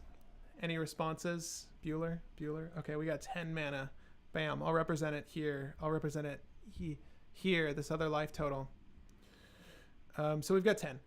Let's go ahead and cast... Yeah, there's nothing else to do here. Let's just cast Reality Scramble. See if we can do it. So we go down to... And we don't have a land to recast it, which would have been the cool thing. And if we get one countered, we don't really have great means of recovery. Another reason why green would have been nice. But we'll do that. No one responds. I'm going to go ahead and do the cast trigger. Tails this time I succeed. Tails this time. Yes. Yes. Tails. Okay. New target. Tymna. First one was Krark. Second one's Tymna. Any responses? Any response? You, sir? You try to counter me? You want to counter my instant or sorcery or whatever? Bam. Ricochet trap. I got you with my trap. Trigger. Heads. I succeed. And make a copy. Okay. It was tails. It was tails. All right. We're going to cast it again. We're going to cast it again. Heads. We can just keep going for heads. Because law of probability. I don't know. Tails again. Okay. I really hope. This is the only counter they have. Heads. Oh, hi. Yes. Oh, success. Ricochet trap. I can choose new targets. So the copy is going to go on the stack first. Copy is going to say your Force of Will, whatever, is going to target the original Ricochet trap. Ricochet trap was going to have the Force of Will target itself. Doesn't matter. The Force of Will is going to happen on the Ricochet trap. Okay, cool. We have 3 red floating. I could have gone south real quick. Luckily we got this cast out. So at this point, we would just reveal cards from the top of our library. With Krark and Tymna, obviously, you know, they would shift zones, and we'll replace them in the command zone. And then we'll get Machias and Triskelion. So the thing with this is that they can still technically have interaction. Right? So you do this one at a time. You go ahead and Triskellion's now 2/2 with 3 counters. So I'll remove 1 counter, zap you, and then I'll shoot myself, shoot Triskelion twice. And you'll just do this one at a time to disgauge any counters. The only thing that could really hurt you here is if, you know, you use a 1/1 counter, peg yourself, use another 1/1 counter to peg yourself, and before that final damage occurs to where Triskelion would go to the graveyard, undying it back, they could either exile Machias with like a path to exile a Deadly Rollick, and or either exile Triskelion. But that was cute. We did it. Am I happy with the results? We did it. Turn 4 is pretty quick, but I was trying to do other things. It's weird. Like, I wanted to get some stacks down. Do we run stacks in this list? They weren't that successful. Let's just try this again. God, I need a water. Do we want to keep a hand with Triskelion in it and no lands? Probably not. Wow. Maybe I just add lands to this list because I'm not finding any.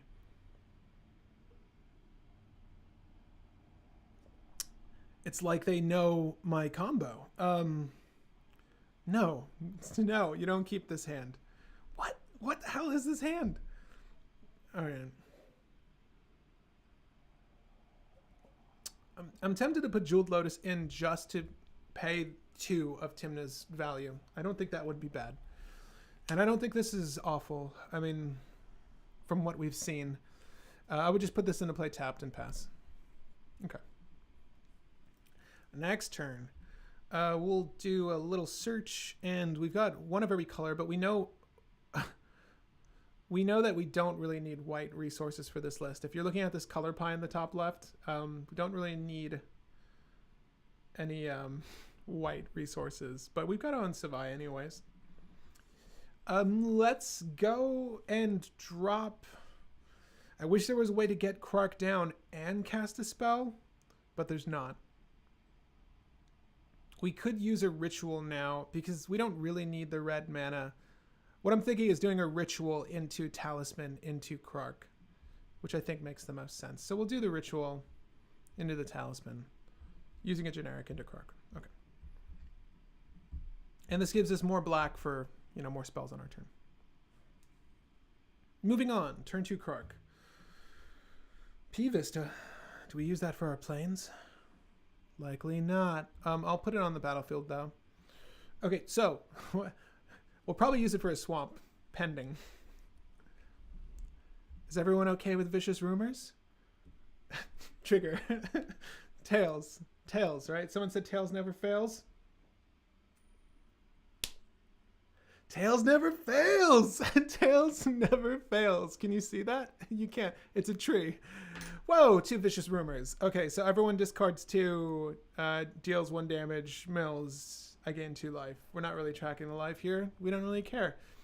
Cool. Where are you guys left at this point? I'll crack this for a swamp. Screw it. I'll get a swamp out of my list. I guess we go Tails again.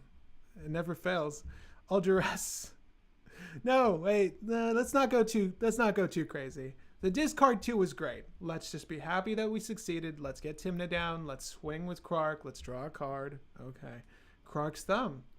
That's always fun. Next turn. Oh, luck be a lady. I'm going to Ancient Tomb the Krark's Thumb. Okay. We're not seeing any of our tutors or anything. That's okay. We've got a way to remove threats off the board. We have interaction with Red Elemental Blast. And we have duress. So before we do anything else, I think what we'll do is just go to combat. And let's say that we can make 2 valid attacks to get 2 draws. Okay. This is better. At least we have lands this game. We'll swamp to do the duress. And then obviously a trigger on the stack. And we get to flip 2 coins. So Tails. We already got it. I'm going to flip again anyways. Tails twice, baby. Tails twice. Okay. Duress. Success. Is that okay? You okay with letting me look at your meager hands now? Okay. I'll do you. I'll do you. Okay, cool. Fun. Really fun stuff. Do I stop here? Potentially. Or do I ruin their stuff? I'll probably stop here. None of this is really great. It's very situational. Red Elemental Blast is maybe... I'm really saving this for the Mystic or Ristic, right? And then maybe destroying a blue permanent. Oh, yeah, it's modal, though. You have to pick one. Probably just going to counter a Mystic or a Ristic, and I'd be okay with that. And I've got 3 chances to do that with a Krark's Thumb, which is probably going to get removed. We'll see. Okay. Move to combat. Let's just say that there was only 1 valid hit here. So I'll draw 1 card. Wow. They just really want me to punish people. They just really, I was meant to grab this one. They really want us to punish people with these discards. You know, honestly, if that's the way this game goes, I'm not upset. Like if I swamp, I blackmail, I say Tails. Okay. I get it. Screw the thumb. We don't need that. I just keep doing this. That's not so horrible. I really want that Finale of Devastation. Just keep doing it. Get them hellbent. Is this a mass discard list? I don't know. That's what is happening, though. We played our land per turn. We're just going to hold, I guess. We could pretend that we needed to do a Shatter Skull Smashing, I guess. Red there. 1, 2. I lose so much life. Oh, I'm going to do 4 damage. Oh, I really want it to be 6, though. Doesn't matter. Let's just say that was relevant enough. I flip again. Tails. It was heads. Okay. Tails. Oh my god. We failed. No Shatter Skull. Defense is down. Or are they? I'll pass my turn. Oh my god. Okay, so draw 2 this time. Wow. Okay, this is just a mass discard list is what it's boiling down to. Did we run enough tutor in our package? Do we run enough? We got the Tainted back too? Come on. Okay, so we're slated to do great things. Like, great things are in our future, but it's going very slowly. Now, mind you, we've made them discard en masse 2, then 2 players got discard 1 and 1, and then 2 more players got discard 1 and 1. So we're effectively slowing whatever their strategy was. And obviously, the lists that have commanders that are going to be drawing cards are going to be better suited to handle the game from then on out. But it's not like it's not doing a thing. Obviously, you know, sometimes you'll just have bad luck, like with Shatter Skull Smashing. That was really my attempt to, I would say, remove some of the commanders that are drawing cards for my opponents, because obviously, you know, having you keep that stupid flyer, the 4/4 with haste, whatever, that guy, he's kind of annoying. I don't want you hitting me for 4. I also don't want you drawing cards for second spell cast a turn. What the hell? I can't remember the names of some of these spells today. And anyway, yeah, I think that's it. Let me check back in with you guys. How do you feel about this list? I think that there are certain changes I want to make right now. I think a jeweled Lotus would be good because getting Tymna down is just important. And even if it's just a turn 1 Krark, because what we can do is if we had jeweled Lotus and say jeweled Lotus into Krark, and then if I was able to drop a Lotus Petal and drop a land per turn, right? Pending what was in my hand, if I just had Entomb Reanimate in my hand, which does happen, you could go Krark with the jeweled Lotus, Entomb Reanimate, both Triskelion and Micaias, and with a little bit of luck, you can effectively win turn 1 that way, which is not as far-fetched as it sounds. Like, my success rate was good there, but it's luck. I can't really mitigate that anyway, outside of Krark's thumb, but even in that past instance it failed, so, shit happens. So what were we going to remove? I said Vessel of Volatility. I mean, I was just fortunate with how my rituals were paying off, but it's not always going to work that way, so Vessel of Volatility still feels nice. So what I want to do is sideboard it, just in case you were watching at home. And I just realized there's a link to the list in the description, but I told you I would send it in the chat. So before I close this out, let me just send you the list. So if you want to copy it, try it yourself, or build around this, you can. Obviously, the list wants to operate by tutoring up. If you get double tutored, you would get Transmogrify and a means of protection. However that translates to the board state. But let me send this your way so that you have a copy of the list so you can check it out in the live stream chat here. But let me go ahead and look over everything. So Crumb, the big old dummy, Crumb, that guy. Yeah, Shatter Skull is trying to remove that, and who gives a shit? Something else. Shatter in your hand, Shatter Skull. Yes. I think sacks can be cut down in this list, to be honest. To be honest with you, yeah, I really think so. I mean, look, again, I was lucky that those hands played out the way they did. I was really fortunate that I didn't have to, reflip my coin on a Duress, on a Vicious Rumors. To be honest, I kind of want to just stack this list full of those discard spells, because that might be the best way to combat my opponents. When there's a mass discard spell in the stack, generally speaking, like, what's that one? Just review my Tiny Bones list. There's so many good mass discard spells that if you manipulate those here, you can get people hellbent really quick. So what I think the best way to orient this list would be to eliminate the stacks package. It's fine. There's just not a lot of it. But if you were to remove the stacks package and just add a bunch of mass discard, you might be in a better space, right? I think I'm going to take a second off camera to orient this more towards that, because this is going to be tested later this week in a play test. I won't say who yet, but stay tuned for next Tuesday while we do this. I'll be illustrating this list, obviously, but I think I'm going to make it more of a mass discard utility list. And I think I added Jeweled Lotus, right? That's what we just did. So Jeweled Lotus is arguably very good here, just pending the situation. Our 2 targets are fine. If you guys can come up with better combo creatures, let me know in the comment section down below or in the live chat. I'll be looking at the live chat for just a moment after the stream ends. But other than that, as I do with all these videos, I like to close these out by thanking the Patreon crew. You guys are the best. Honestly, you make all of this possible. I don't say it enough, despite saying it every week. But if you're a member of the Patreon, thank you so much for helping me produce the content you see here. Your pledges really do go a long way to help the production costs for this channel.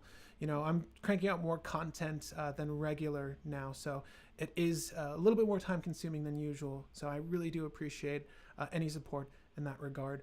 Because this list works. It's fine. The primary win cons are Mike and Trike, as well as a good Praetor's Grasp, because Praetor's Grasp just says Thassa's Oracle Demonic Consultation. That's all you need, with a little bit of luck to get the Demonic Consultation out. But Praetor's Grasp is kind of cool here as an alt win con, and obviously Transmogrify or Reality Scramble work really well too.